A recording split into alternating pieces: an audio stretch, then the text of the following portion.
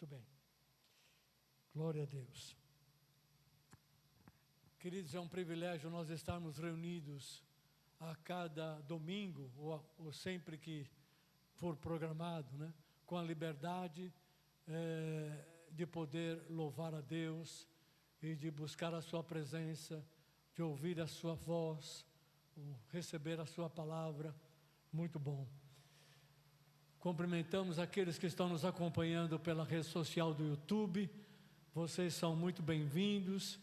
Que a graça do Senhor Jesus e o amor de Deus estejam cobrindo cada vez mais a vida de vocês, as vossas famílias.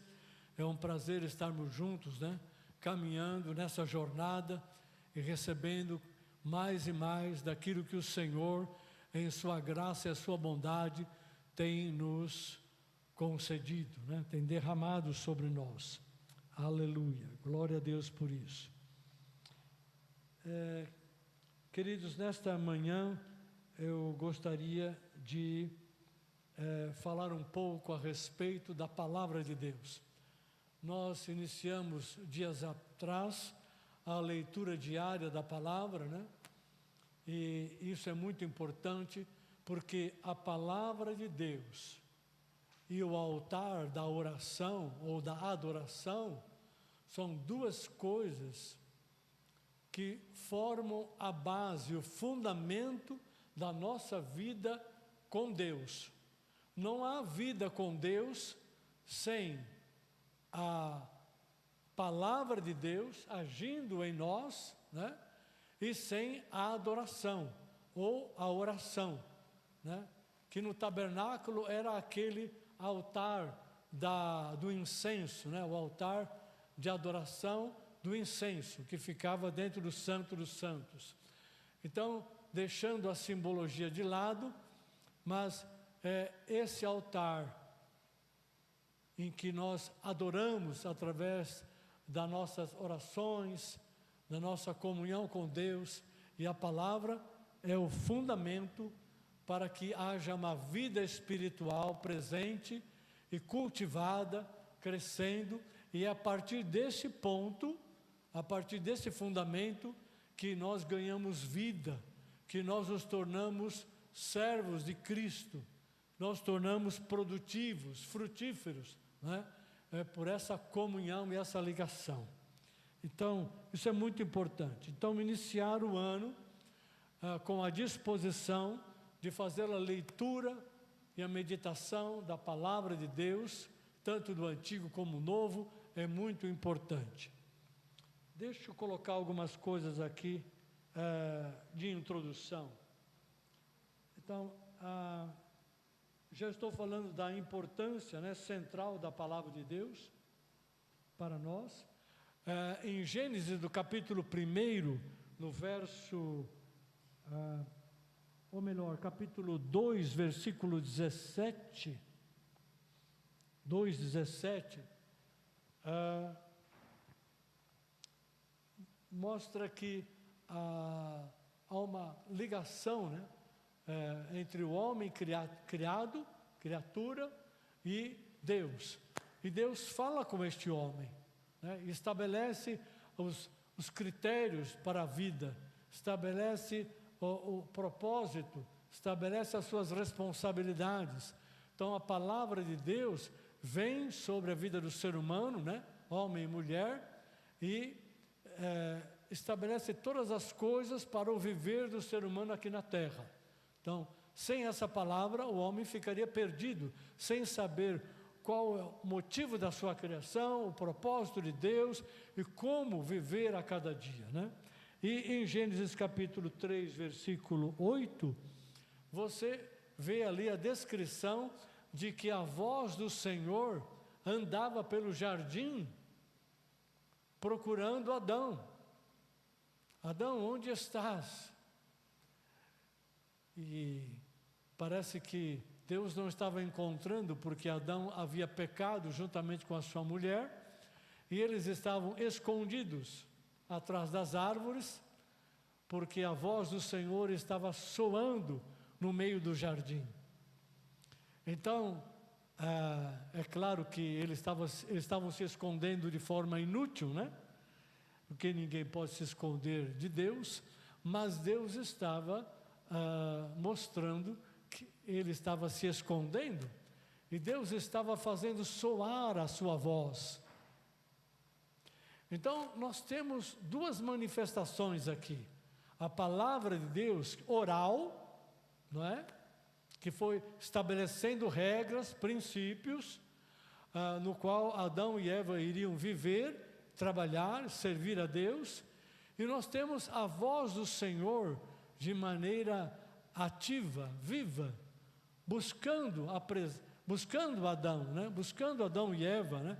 Para ter comunhão com eles. São duas formas distintas. E você vê isso ao longo da palavra de Deus. Vou aproveitar e falar isso. Depois que Deus livrou o povo de Israel lá do Egito e trouxe para a terra, para o deserto, ele mandou construir um tabernáculo que seria um local de adoração e de busca da presença de Deus, né? E Moisés fez esse tabernáculo conforme o modelo que ele havia visto nos céus. Foi mostrado para ele numa daquelas subidas aos montes, né? E a sua permanência ali. Então ele construiu o tabernáculo, fizeram tudo que tinha que fazer conforme a vontade de Deus. E uma das coisas que Deus fala para Moisés está registrado em Êxodo, capítulo 25, versículo 22. Ele diz: olha, você faz o Santo dos Santos, do jeito que deve ser, assim, assim, o santuário, e põe o altar de incenso dentro do Santo dos Santos, e ali você vai queimar o incenso. No Santo dos Santos você vai ter a Arca da Aliança com os varais, né? Dentro da Arca da Aliança vai ter as tábuas de pedra com os 10 mandamentos, vai ter o maná como um testemunho da provisão de Deus, e a vara de Arão, que é aquela vara que secou, estava morta, e Deus fez ressuscitar ou trazer vida sobre aquela vara novamente, fazendo ela brotar. Então, é um testemunho da ressurreição, a vida que ressurge, né, da parte de Deus. Então, essas três coisas estariam dentro da arca como testemunho. E Deus falou com ele: você vai estar ali perante a minha presença, e ali, diante da arca, eu falarei contigo. Deus mandou a Moisés escrever as leis, né? E nós temos Gênesis, Êxodo, Levítico, Número e Deuteronômio, os 5 livros que, segundo o testemunho da história e segundo a tradição, foram escritos por Moisés. Mas primeiro ele recebeu a palavra oral, né? Mas Deus mandou escrever. Então você tem a palavra escrita como testemunho de Deus para a nação de Israel e para as nações, para os homens, né? Mas você também tem a palavra viva, a palavra específica de Deus para nós. E quando ele queria falar com Moisés para dar instrução ao povo de Israel, chamava Moisés, Moisés ia à tenda, e ali no Santo dos Santos, ali perante o Senhor, como está escrito lá no versículo 22, o Senhor diz: eu falarei contigo aqui, naquele lugar secreto, naquele lugar de intimidade. Então, Deus quer, da mesma forma que Ele estabeleceu ali, e isso permanece para sempre até hoje, Deus quer falar conosco através da sua palavra revelada, escrita, e que nós hoje temos a condição de ler e de ouvir, tanto faz, são formas diferentes, né? Em qualquer lugar, porque podemos ter a Bíblia, mas temos também os aplicativos da Bíblia, né? Através do celular. Então, fica muito prático em qualquer lugar. Então podemos ler a cada dia a palavra revelada, mas também devemos buscar a Deus para ouvir a voz do Senhor, para querer entender qual é a palavra de Deus para mim, para você, para a sua família, para cada área da sua vida, palavra viva. E aonde vamos ouvir essa palavra? Vamos ouvir o nosso espírito, mas aonde?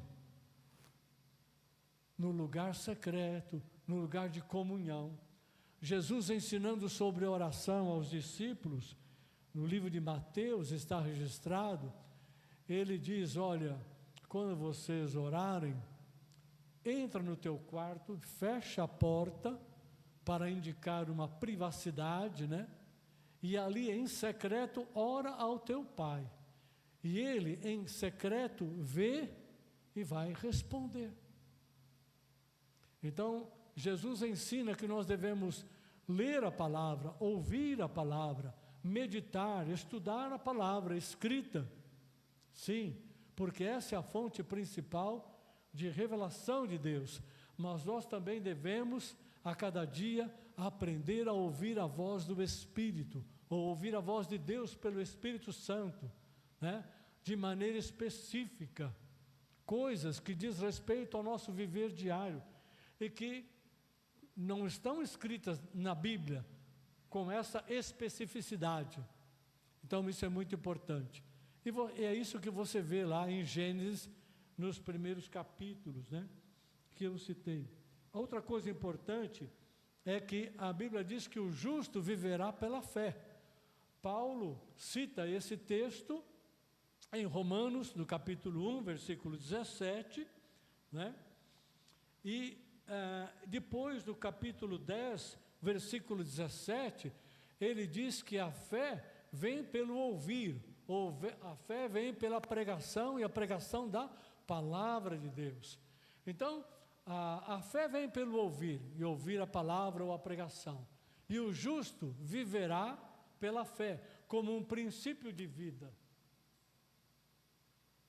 Mas a fé, ela nasce em nossos corações pela palavra de Deus, pela voz de Deus fluindo dentro do nosso ser, porque nós nos tornamos um santuário, né, para o Senhor. E a nossa fé também cresce, é alimentada, ela é fortalecida pela palavra de Deus. E pelas ações, por aquilo que nós vemos Deus fazendo, operando, né? Seja na nossa vida, seja na igreja, seja no mundo, e nós temos muitos testemunhos na palavra, né, que fortalece a nossa fé. Então, é muito importante, já que nós temos que viver uma vida com Deus baseada no princípio da fé, pelas coisas que cremos, não pelas coisas que vemos no nível natural, então nós não podemos ficar sem a palavra. E também não podemos ficar longe do altar de Deus em nossa vida. Lá no tabernáculo era algo externo. Nossa vida hoje está no nosso coração. Nós somos o santuário de Deus. Então é aqui em que se faz a adoração, a queima do incenso, né? Entre aspas, né? É a nossa adoração, o nosso louvor. É do nosso interior que flui as nossas orações, enfim, nós fomos transformados no altar da adoração. E é aqui que Deus fala conosco, no secreto, num ambiente de comunhão, de privacidade. Muito bem, isso é muito importante. Mais uma coisa, a palavra é a razão direta do sucesso do ser humano, especialmente daqueles que conhecem a Deus. A palavra de Deus é o fator principal pelo qual nós podemos ter sucesso, sermos bem-sucedidos em nossa vida, em nossa jornada. Isso de um modo geral, né, em todos os sentidos. É isto o que a Bíblia fala em Salmos capítulo 1, versículo 3, diz que o justo é como árvore plantada à beira de ribeiros, né?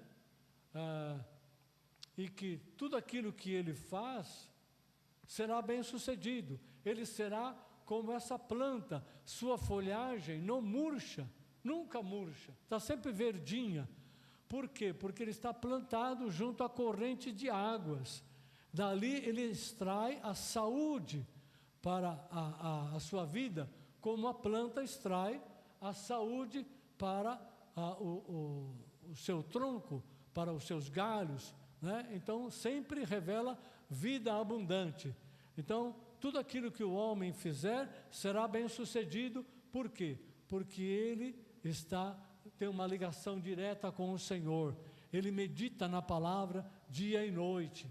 Então o testemunho do homem que está ligado com o Senhor, né, do ser humano que está ligado com o Senhor, e através da palavra tem vida abundante e tem direção de Deus para ser bem sucedido em todas as coisas.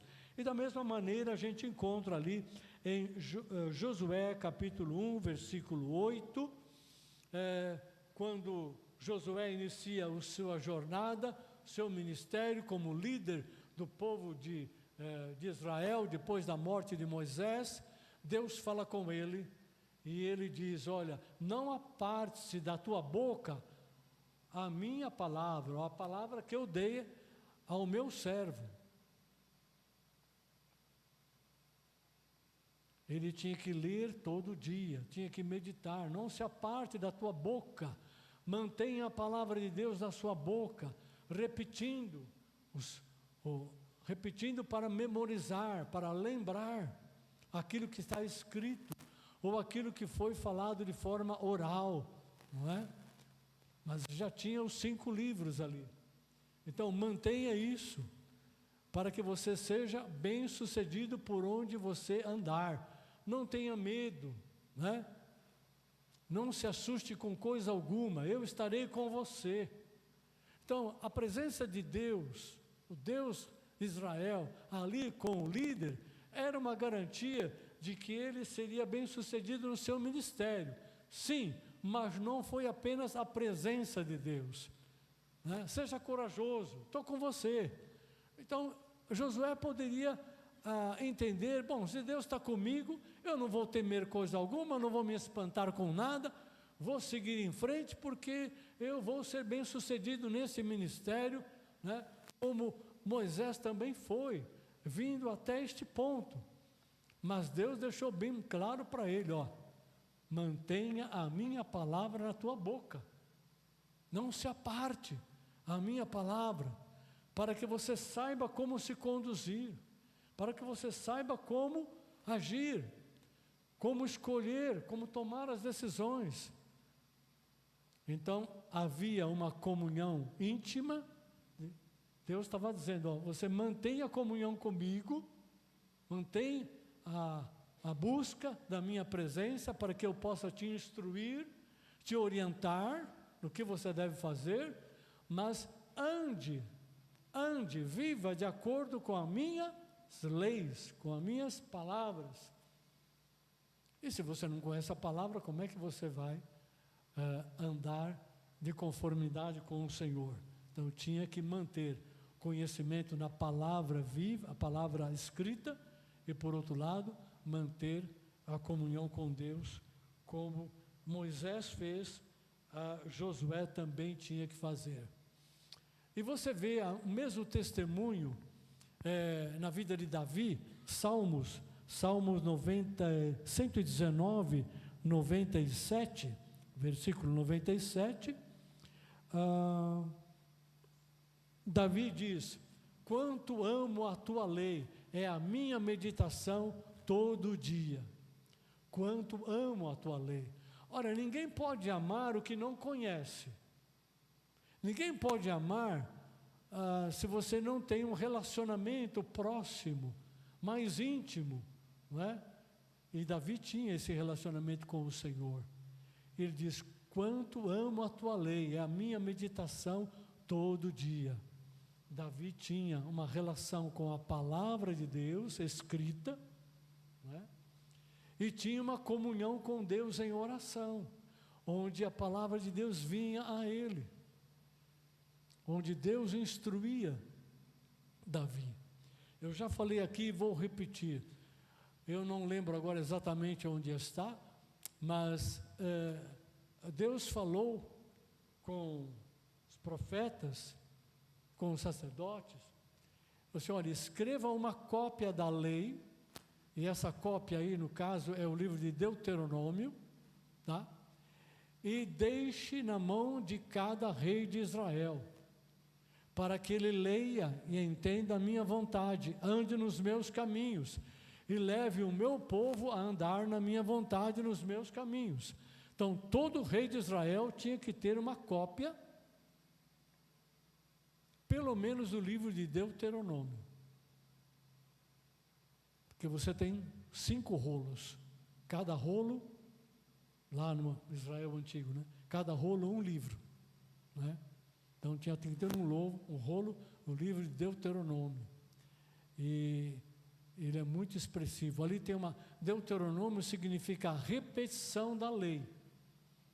Então o que você vê em Deuteronômio, você vê em Êxodo, né? Êxodo, Levítico e Números. Mas é uma repetição com uma linguagem um pouco diferente, né? Não vou falar sobre isso hoje, mas se o Senhor permitir, a gente vai chegar lá. Então, você vê a importância de ter a palavra escrita e a palavra viva de Deus, né? Que nós chamamos palavra rema, né? E não a palavra logos. Logos é a palavra escrita, o verbo de Deus, né? E rema, uma palavra grega que significa a palavra viva, a palavra que flui, né? Exato. Então, nós precisamos das duas coisas. Deixa eu falar um pouco a respeito do plano diário, né, de leitura da palavra. Nós começamos com Gênesis, porque Gênesis é o livro dos começos. A palavra Gênesis quer dizer começos, o princípio das coisas, o início das coisas. Então, em Gênesis você vê a criação de Deus, a queda pelo pecado, e a promessa e o trabalho de Deus para a redenção. Tudo isso estão nos primeiros 3 capítulos da Bíblia. Eu já falei e vou repetir. Se a sua Bíblia não tiver os 3 primeiros capítulos de Gênesis, joga fora essa Bíblia, tá? Nunca compre e nunca aceite uma Bíblia que não tenha os 3 primeiros capítulos de Gênesis. Por quê, pastor? Qual é o problema? São só 3 folhinhas, 3, 4 folhinhas.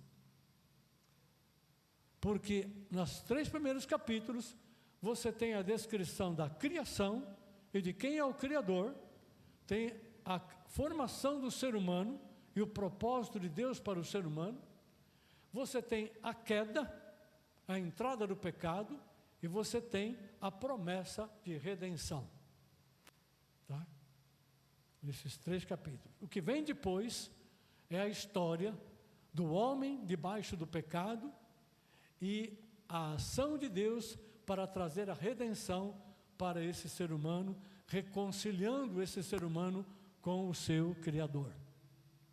Então, é isso que você encontra em Gênesis.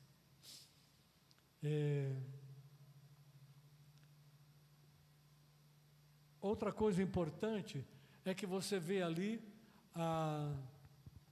Deus se arrependendo, né, numa linguagem figurada, um certo sentido, extinguindo a humanidade através do dilúvio. Mas por graça, Noé encontrou o lugar de misericórdia, de graça, né?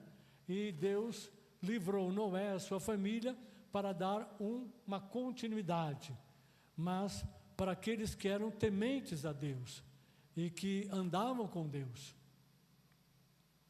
Então Deus extinguiu a raça humana sobre a terra e toda a sua criação, mas separou uma parte para dar uma continuidade, né?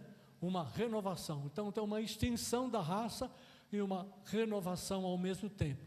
Você não vê isso em qualquer outro lugar da Bíblia, somente em Gênesis, né? É um fato importante. Ele poderia ter extinguido tudo e não ter feito mais nada. Ponto final. É a vontade soberana dele. Eu me arrependo do que eu criei, não deu certo, não era assim que eu queria, então eu vou desistir desse projeto, vou eliminar por completo. Não fez isso. Ele continuou. A promessa da redenção estava de pé. Ela continuou com Noé e a sua família. Aliás, por falar em Noé, outra coisa que você encontra em Gênesis são as alianças, as primeiras alianças de Deus. Ele fez uma aliança com Adão e Eva, a primeira. Fez uma segunda aliança depois que entrou o pecado. Olha lá no capítulo 3 de Gênesis, você vê que ele muda as regras. Ele diz o que o pecado produziu, está produzindo agora na vida do homem, do ser humano, e sobre a terra. Então ele muda as regras. Então ele faz uma segunda aliança com o ser humano, agora debaixo do pecado. Depois ele faz uma terceira aliança com Noé, que ele extinguiu a raça, mas ao mesmo tempo ele renova. E depois que as águas baixam, Noé vem para a terra, veja lá no capítulo 9, há uma aliança, muito semelhante àquela aliança que ele fez com Adão e Eva, não é? Mas é a terceira aliança. E depois você vai encontrar uma quarta aliança que Deus faz com o povo de Israel ali no deserto do Sinai, né? Mas aí já estamos no livro de Êxodo. E assim nós temos outras. Nós temos aí, só aí no livro de Gênesis, nós temos 3 alianças. Isso é muito importante. Deus é Deus de aliança. Não faz nada sem estabelecer aliança, como a sua criação. Muito bem. Outra coisa que eu quero salientar aqui,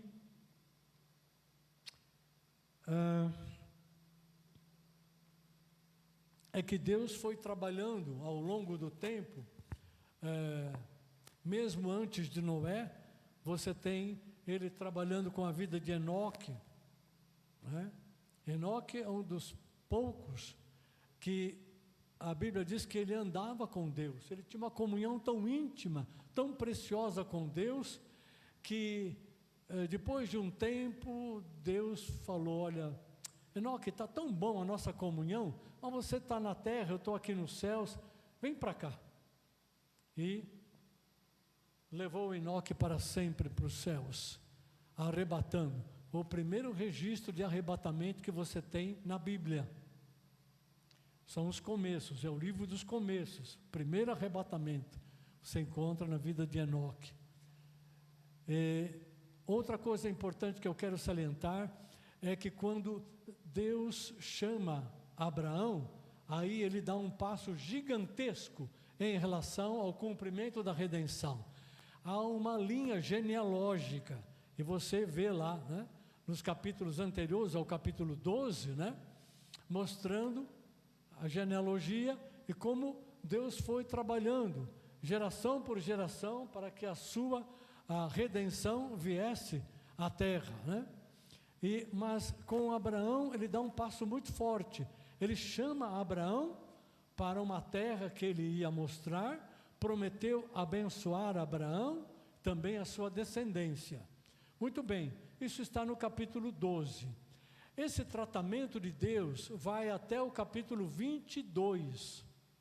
Entre o capítulo 12 e o 22, Deus traz promessas para a vida de Abraão. Deus faz aliança com Abraão no capítulo 15, uma aliança, é outra aliança. É uma aliança para que, definindo que ele ia dar a terra de Canaã para a sua descendência. Então, 3 mais uma com Abraão, 4. Só que essa ele fez com Abraão, né? Mas tem repercussão, porque ela iria alcançar a descendência de Abraão. Então, ele dá aliança com Abraão, e no capítulo, além de outras promessas, no capítulo 22, ele faz um juramento. Deus faz o primeiro juramento ali, que aparece. Ele jurou abençoar Abraão, abençoar a sua descendência e trazer o descendente de Abraão, que iria abençoar todas as famílias da terra. Em Gênesis 12, ele promete isso. Mas em Gênesis 22, ele faz o juramento. Juro por mim mesmo, que você não me negou o seu filho, seu único filho, eu farei isto. E ali tem os termos do juramento. Aleluia. Então você encontra tudo isso no livro de Gênesis. Deus chama um homem para edificar uma família e para fazer com que essa família se torne uma nação, a nação de Israel, e para que esta nação seja o instrumento de Deus para abençoar todas as nações da terra. Porque a única nação que tinha a revelação do Deus único, vivo e verdadeiro, o Deus que criou os céus e terra, era a nação de Israel. Porque foi a nação escolhida por Deus, né? Então, você tem esse trabalho muito importante. Então, tudo isso você encontra no livro de Gênesis, no livro dos começos, dos princípios das coisas, né? E o Evangelho de João, porque nós estamos lendo 2 capítulos de Gênesis e 1 capítulo do Evangelho de João, ou seja, 2 capítulos do Antigo Testamento, 1 capítulo do Novo. O Novo é bem menor do que o Antigo Testamento em termos de tamanho, né? Então, fazendo dessa forma, a gente consegue ler a Bíblia toda em um ano. E nós vamos colocar ali depois no WhatsApp da igreja, nas redes sociais, mas a ideia é ler de Gênesis até Jó, direto, né? Sem interrupções, Gênesis até o livro de Jó. Aí pula o livro de Salmos, que é bem maior, né? E continua até Malaquias, tá? Na sequência. É isso que nós vamos fazer. E vamos deixar o livro de Salmos lá para o final, tá bom? Então esse é o plano do Antigo Testamento. E no Novo Testamento, nós estamos lendo o Evangelho de João, e quando terminar nós vamos ler Mateus, Marcos, Lucas e até Apocalipse em sequência, tá bom? Sempre 2 capítulos do Antigo, 1 capítulo do Novo. Esta vai ser a sequência. E por que nós pegamos João e não Mateus, como está na Bíblia, né? Pegamos João porque João é um evangelho, junto com os outros, que fala também do começo da vinda de Jesus, começo da vida de Jesus, do ministério de Jesus. Só que João abre o seu evangelho de uma maneira muito parecida com o Gênesis. Ele diz assim no versículo 1: no princípio era o Verbo, e o Verbo estava com Deus, e o Verbo era Deus. É muito parecido com Gênesis capítulo 1, versículo 1, né? Então, você tem ali o princípio da vida e do ministério de Jesus, como você também vai encontrar nos demais evangelhos. Ele cita Jesus como verbo, né? Depois, no versículo 14 do capítulo 1 de João, ele diz: e o verbo se fez carne e habitou entre nós, cheio de graça e de verdade. Então, ele fala do verbo como a palavra de Deus, e depois ele diz que o verbo se tornou carne, referindo-se a Jesus. Eu quero salientar também, para mim terminar aqui a minha palavra, duas ou três ênfases que existem no Evangelho de João. Muito importante, né? Se você quer entender o Evangelho de João na totalidade, é muito simples, você tem que ir buscar a chave. Todo livro da Bíblia tem uma chave, ou seja, tem um texto que facilita a compreensão de todo aquele livro, ok? Tá? E o livro de João está no capítulo 20, versículo 31. Capítulo 20 e 31, se puder colocar aqui na tela, é bom, né? João diz assim, olha, Jesus fez muitos outros milagres, muitos outros sinais, né? Que não estão escritos neste livro, mas estes foram escritos para mostrar ou demonstrar que Jesus é o Cristo, o Filho de Deus, e todo aquele que nele crer, recebe vida eterna.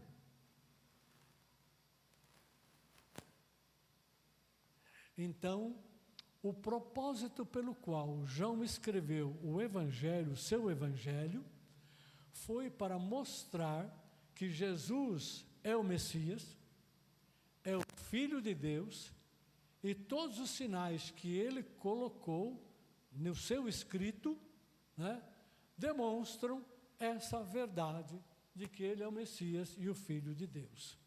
E que todo aquele que nele crer, recebe vida eterna. Então, tem três coisas, três palavrinhas importantes que você deve prestar muita atenção quando lê o Evangelho de João. A primeira é a palavra crer. Tem a palavra fé, mas a palavra crer está muito mais presente no Evangelho.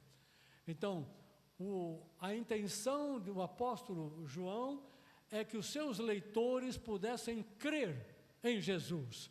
E crer significa submeter-se a Jesus, colocar-se debaixo da palavra dele, debaixo da autoridade dele. Então, crer é muito importante, receber fé.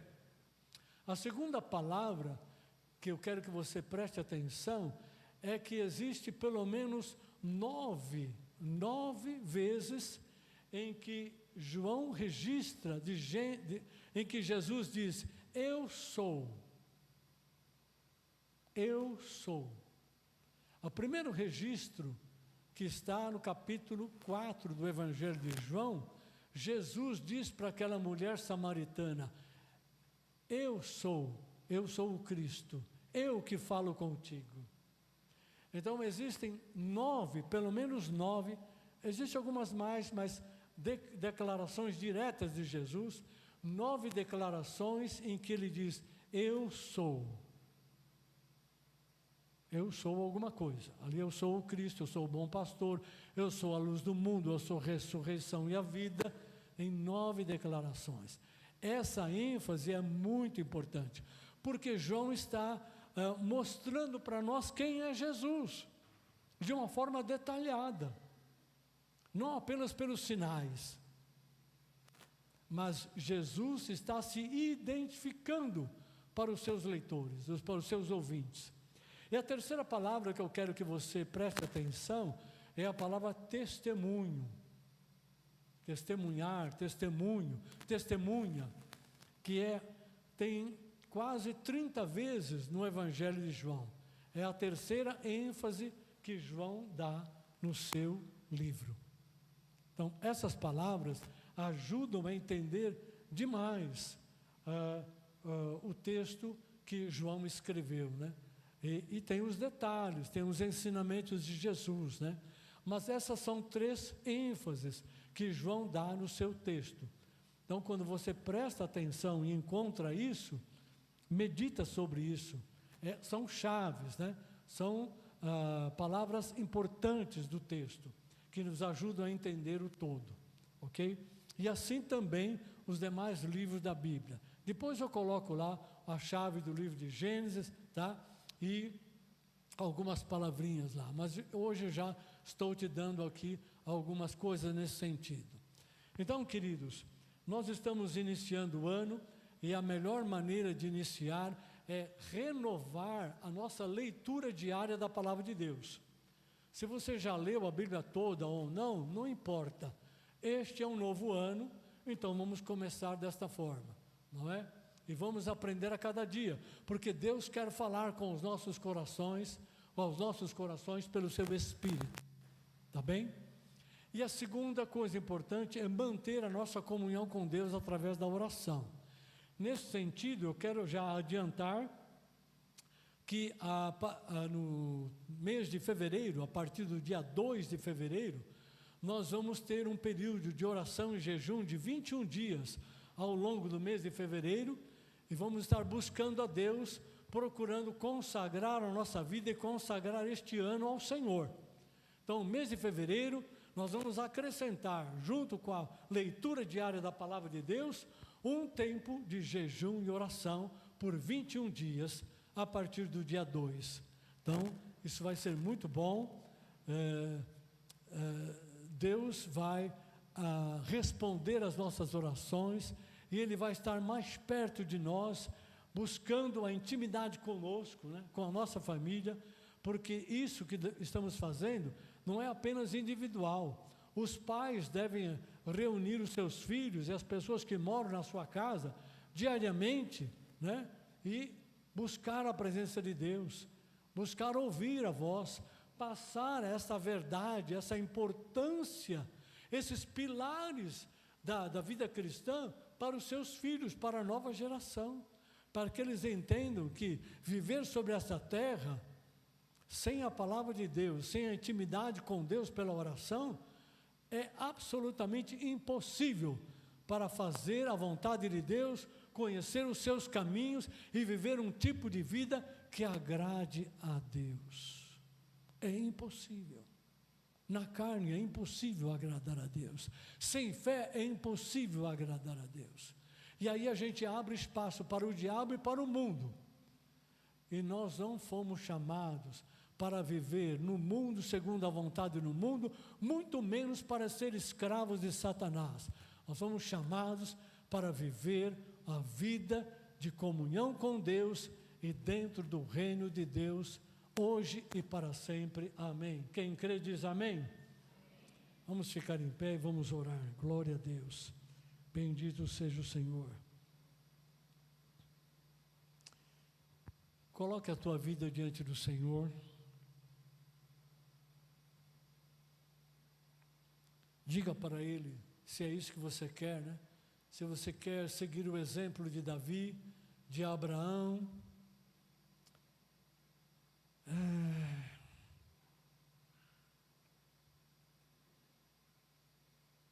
Se você quer a palavra de Deus na sua vida a cada dia, se você quer manter uma comunhão ou crescer na comunhão com Deus, né?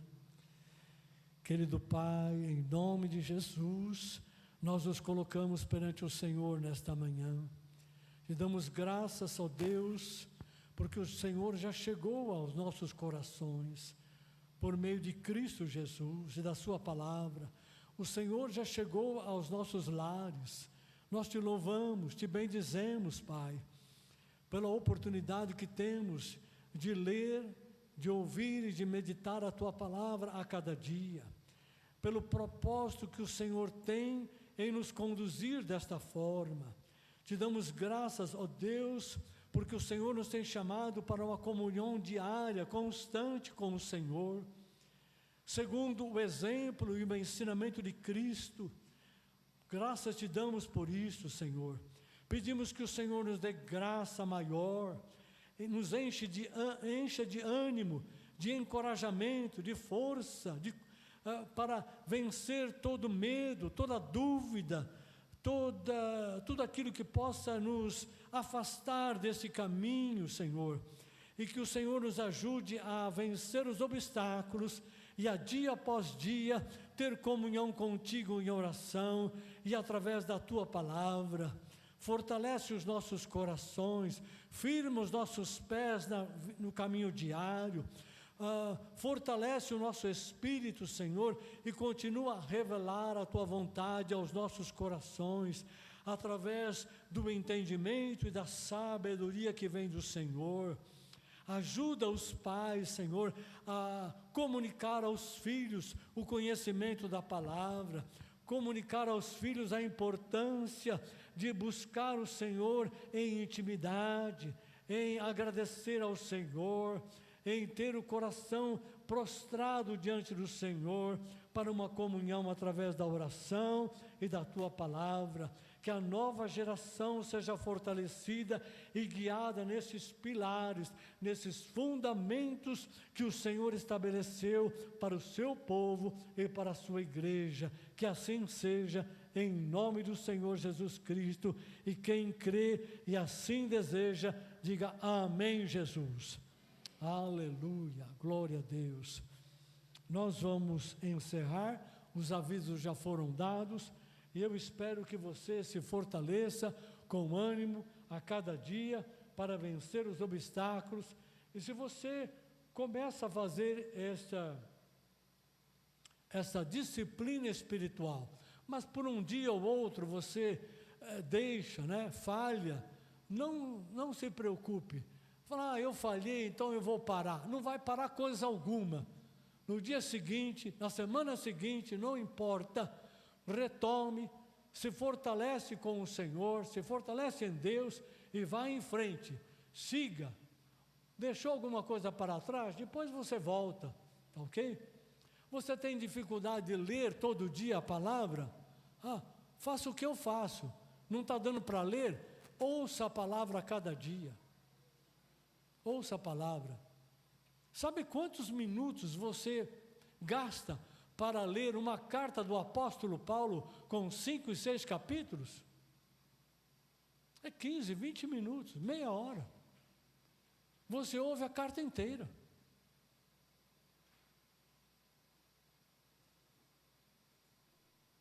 Então, ler ou ouvir 4, 5 capítulos por dia são alguns minutos, querido. Alguns minutos. Agora, meditar você pode usar ao longo do seu dia. Isso é muito importante.